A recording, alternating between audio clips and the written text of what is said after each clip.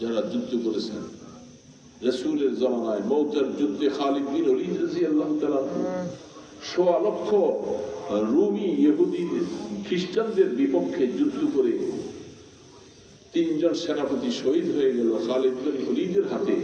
আল্লাহ পাক বিজয় দিলেন, সেগুলি সম্পূর্ণ পরিষ্কার। সেই খালিদ বিন ওলীদ ওই দিন 8টা তরবারি তার হাতে ভাঙছে কাফেরদেরকে কাটতে দেয়। এক একটা তরবারি ভেঙে যায়, আরেকটা তরবারি চায়, আরেকটা তরবারি দেওয়া। 9 নম্বর তরবারিতে আল্লাহ পাক বিজয় দিয়েছে।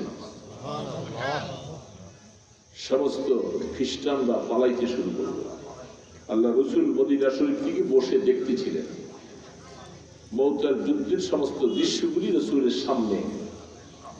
পাহাড়কে সরিয়ে দেওয়া হয়েছে, সমস্ত হিজাবগুলি সরিয়ে দেওয়া হয়েছিল।